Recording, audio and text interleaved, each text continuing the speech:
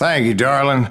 It's interesting how the truth can sometimes seem, might malleable, depending upon your point of view. Like how those dime novels make you out to be something you're not? Jack, don't be starting trouble. No, he's right. They do tend to exaggerate. Did they exaggerate your part in taking down the Daltons? Well, I was there in the flesh, boy, so I saw what happened firsthand.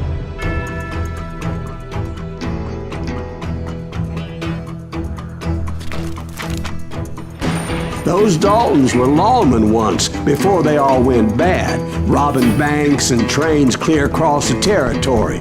Until Coffeeville, of course. I was one of the citizens who took up arms that day.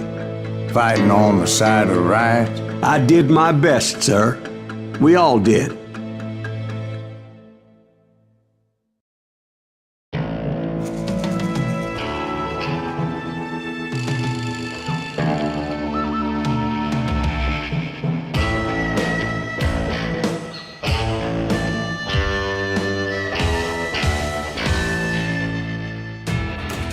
It was early morning. One of my friends was a local gunsmith, and he handed out firearms to anybody who'd take one.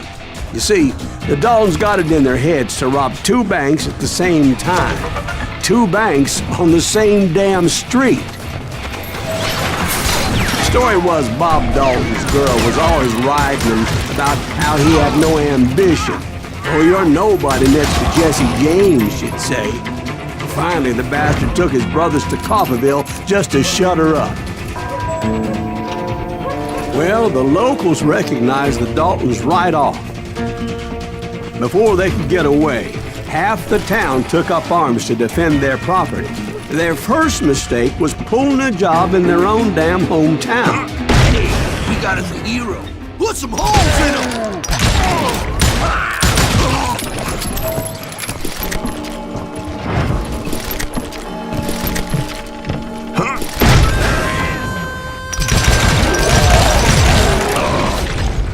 The brothers paid dearly for their stupidity, but everybody knows they had it coming. There's more to it than that. I read all about that day, so I know for a fact that it went down very differently. First of all, it was high noon. A posse of U.S. deputy marshals were on the rooftop across the street. Get ready, boys. They're gonna make a move. The lawmen had been tracking the Daltons for months. Now they finally had them dead to rights. Among them was a bounty hunter feared by many a lawbreaker. This man had no intention of letting the Daltons slip away. The marshals tried to get the Daltons to surrender. They'll give up eventually. We just gotta wait to suck the bitches out. This bounty hunter knew that the brothers were far too proud to ever lay down their guns.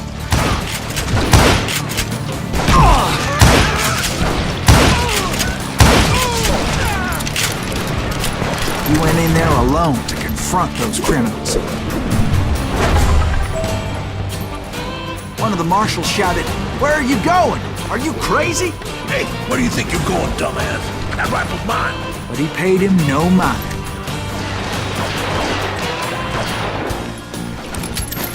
He saw a way to get around to the back of the bank.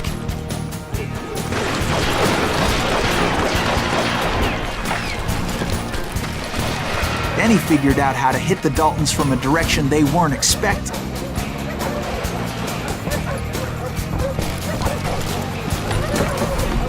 From above. Fortunately, a water tower was right there. A moment later, he was climbing up a steep ladder, laughing at danger as he did. It was brave men like him who risked their lives to tame this wild country.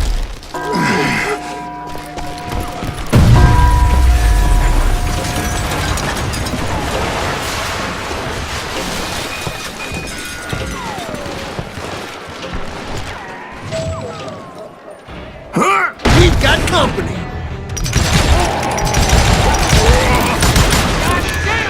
Heroic men like him did what other men couldn't or wouldn't to make this country free. Is that Silas Greaves? Jim Son of a bitch! He died defending the Alamo.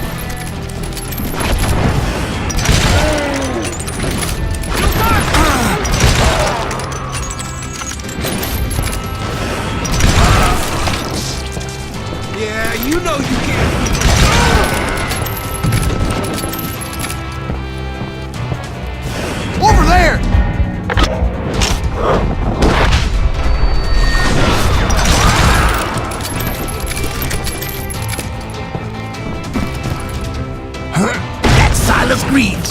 What the hell? Blam! He came away victorious, taking down those thieving Daltons.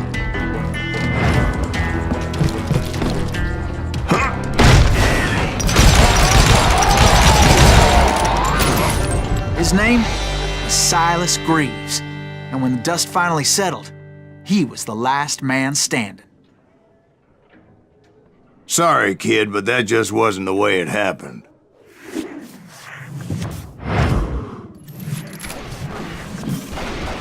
It was early evening, not high noon. The Daltons blew up a safe, and were all set to hightail it out of there. I was late to the party, and Coffeyville was already up in arms. Those pathetic deputies surrounding the bank were dropping like flies.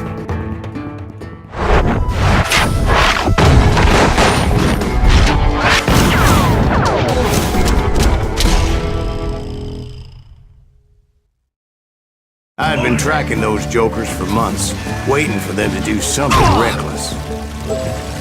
There he is! And finally, they did. Those stupid bastards decided to rob 2 banks at the same time in the same town where everybody knew them. But they still had friends in Coffeyville.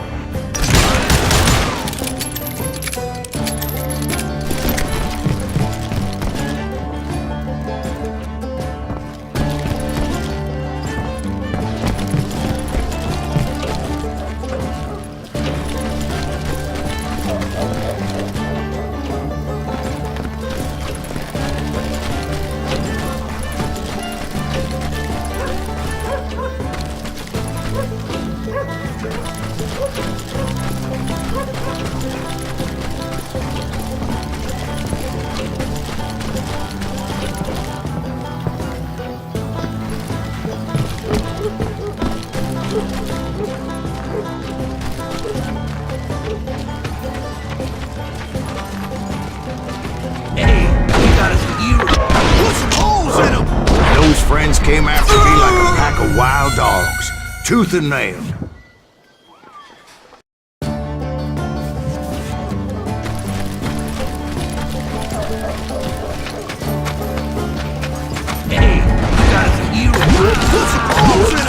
Those friends came after me like a pack of wild dogs, tooth and nail.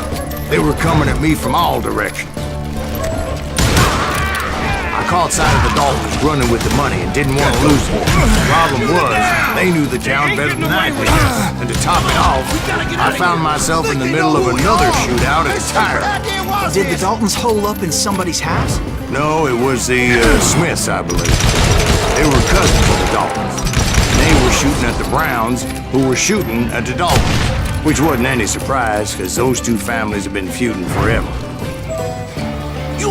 And since the Joneses are related to the Browns, they shot at the Smiths, pissing off the Heimhoffers, whose daughter recently married a Smith. Well, bullets were flying every which way as all the old feuds in Kansas caught fire all at once. There was a hell of a lot of pissed off people in Coffeyville that day. But that's just the way life is sometimes. Shit happens. It's you!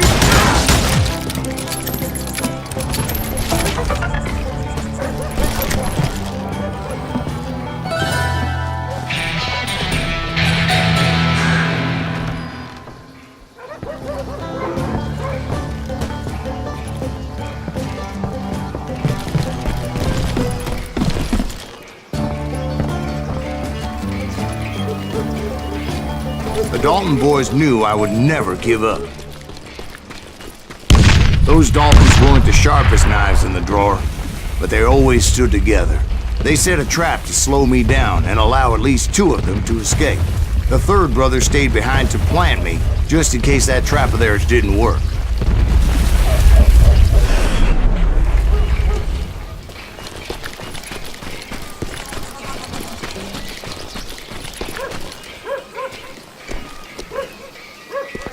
Emmett, the youngest, and he decided to stand his ground and face me down. I ain't afraid of you, Silas Greaves. This is where it ends for you. He was determined to protect his brothers. I understood how he felt. Taking me on all by his lonesome wasn't exactly a recipe for a long life.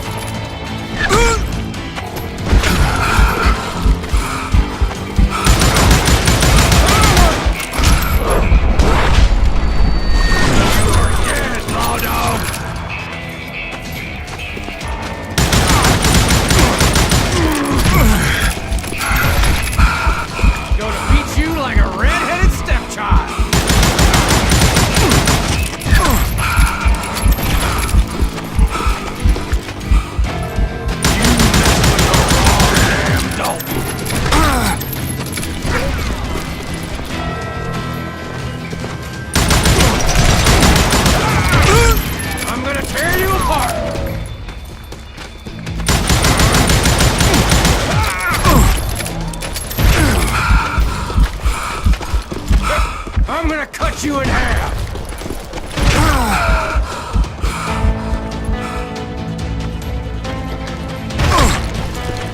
You ain't getting by me, Greaves!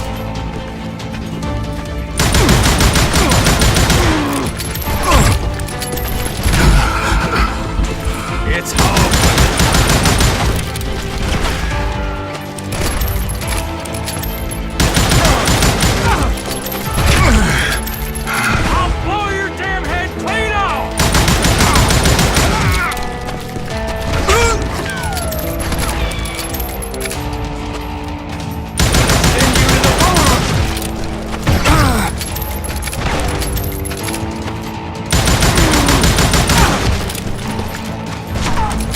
Beat you like a red-headed stepchild!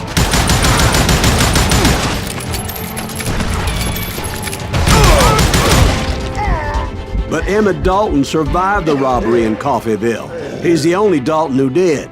They say he was shot 23 times. Well, Dwight, who do you think put all those damn holes in him?